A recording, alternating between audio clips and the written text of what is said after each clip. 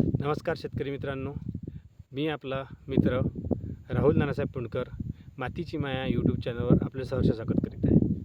तर आज आपण बघणार आहोत STBT कपाशी म्हणजे काय.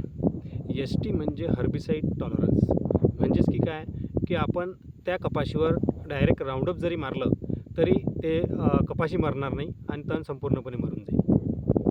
तर या STBT जे कपाशी आहे हे अमेरिकेमध्ये पूर्णतः मान्य आहे आणि अमेरिकेमध्ये भरघोस उत्पादन घेतल्या जात आहे. भारत सरकार STBTला मान्यता देत नाही आहे. त्यांचं असं म्हणणं आहे की STBTला जर मान्यता दिली तर हवामानामध्ये प्रदूषण होईल, कारण की भरपूर प्रमाणात लोक राऊंडअप मारतील, तणनाशकाचा वापर जास्त होईल, त्याच्यामुळे हवामानात प्रदूषण होईल. पण माझं म्हणणं हे आहे की आपण जे बीटी जे पेरतो त्या बीटीमध्ये पण आपण तणनाशक मारतो, भरपूर प्रमाणात मारतो. मग हवामानाचं प्रदूषण होत नाही का? 100% होते.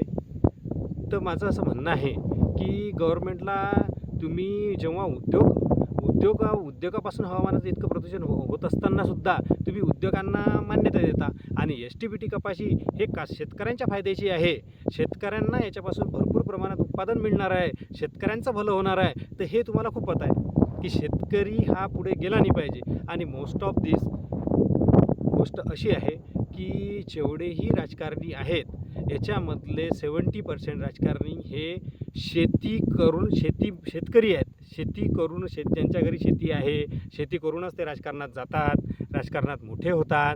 परंतु औद्योगिक जे दबाव आहे, वरते जे सिस्टीम चालते हे औद्योगिकतेची चालते.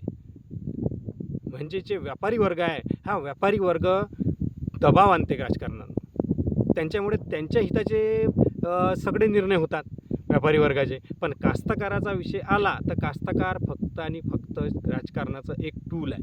टूल म्हणजे काय? एक फक्त साधन आहे. जे राजकारणी पक्ष अपक्षमध्ये असतो तो कास्तकाराच्या प्रश्नांना उठवतो आणि ते जेव्हा अपक्षातून सत्तांतरमध्ये जातात, जेव्हा सत्तेत येतात तर ते प्रश्नांना भुलून जातात. आणि हे दरवर्षी चालू आहे. तर STBTमुळे आपला सर्व शेतकऱ्यांचा खूप फायदा होणार आहे. त्याचं कारण असं आहे मित्रांनो की STBTमध्ये डायरेक्ट आपल्याला राऊंडअप चालणार आहे. आपला निंदीचा खर्च संपूर्ण नष्ट होणार आहे आणि त्याच्यासोबतच आपल्या उत्पादनातसुद्धा वाढ होणार आहे. कारण की STBT जेव्हा आता जे STBT येत आहे, काही बरेचशा कास्तकारांनी STBT पेरलेली आहे. छुप्या पद्धतीनं जे पाकिटं आलेले आहेत. आता ते पाकिटं कुठून आलेले आहेत, ते बियाणं कुठून आलेलं आहे? ते गुजरात, तेलंगणा इथून बियाणं आलेलं आहे. परंतु ते बियाणं जे आहे ते F2 बियाणं आहे. त्याला आपण F1 नाही म्हणू शकत, कारण की जिथपर्यंत गव्हर्मेंटची मान्यता त्यांना भेटत नाही तिथपर्यंत F1 बियाणं तयार होणार नाही. F1 बियाणं तयार होणं म्हणजे कसं? F1 म्हणजे काय? तर F1 म्हणजे F1 म्हणजे की जे जैवतंत्रज्ञानमध्ये कपाशीच्या DNAमध्ये STचा म्हणजे हर्बिसाईड टॉलरन्सचा कपाशीच्या DNAमध्ये हर्बिसाईड टॉलरन्सचा जीन सोडला जातो.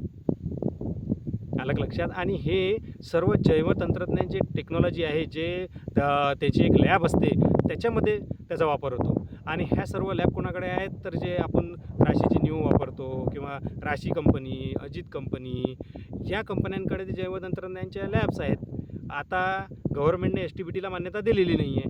मग आता हे जे बियाणं येत आहे, हे बियाणं जे कास्तकार पेरत आहेत चोरट्या मार्गाने आलेलं बियाणं, तर याच्यामध्ये प्रॉब्लेम काय आहे? याच्यामध्ये प्रॉब्लेम असा आहे मित्रांनो की F1 बियाणं घेऊन राहिले आणि F1 बियाणं घेऊन ते पेरणी करून राहिले आणि ते जे सरकी आहे त्याची सरकी वटवून तुम्हाला पॅकेटमध्ये पॅक करून 40 रुपये किलोची सरकी तुम्हाला 900 रुपये 1000 रुपयाने विकण्यात येत आहे. आणि तो जो कापूस पेरला, F2चा कापूस पेरल्यानंतर त्याच्यामध्ये तेवढा तुम्हाला ॲव्हरेज लागणार नाही आहे. आणि होऊ शकते कुठं तुम्ही राऊंडअप मारल्यानंतर ते पराठी झडू पण शकते.